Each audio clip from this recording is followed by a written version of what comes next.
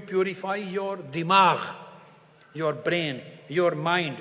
It means purification of your thoughts, purification of your ideas. The whole life revolves around thoughts and ideas. If thoughts are not purified, how can be your intention purified? If intentions are not purified, how can your acts be accepted by Almighty Allah? So this is a sequence which you can't break or disturb. Purity of brain and mind. Then comes purity of heart. As I mentioned in the beginning, there are some people who claim to be Ahlul Tasawwuf, or they can claim to be among the Mashayikh. They can wrongly claim to be among the Mashayikh. And they say, let us purify the heart first. If heart is purified, everything will be purified later. This is just an act of misguidance, a deceit, deceiving yourself, going against the principles.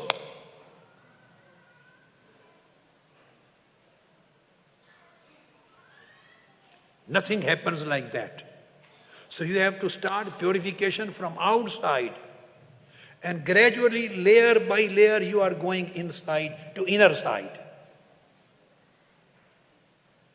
This is the way and the path which Almighty Allah and His beloved Prophet and the elders, pious generations have fixed and explained. After brain, when your thoughts are purified, then comes the stage of purification of heart. Because heart is a place of wish and desire.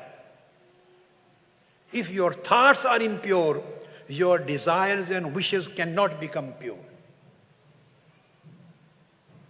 Thoughts and ideas create desires in heart. All these things are interlinked. You can't disconnect one thing from other. You can't isolate the purity of heart from purity of mind, and you can't isolate the purity of mind from purity of senses. You can't separate the purity of senses from purity of mind. Everything is interconnected.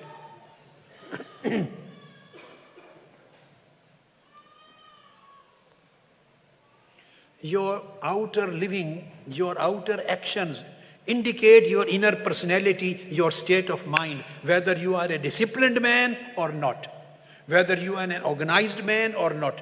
If we go to if I visit somebody's bedroom, you go to somebody's bedroom and you see everything ups and downs.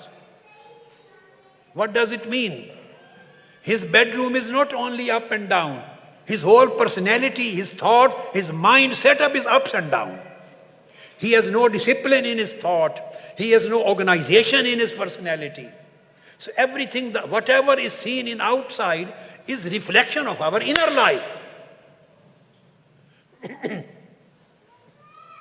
And if you discipline your outer life, it helps in disciplining yourself in your inner levels. So outer purification helps inner purification.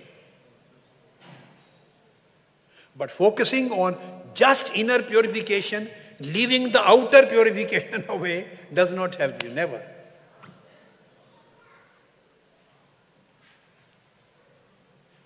That's why Almighty Allah has constituted the prayer, namaz, the salat, with certain apparent acts, physical acts. Otherwise, He would have said, just sit and remember me in your heart, meditate.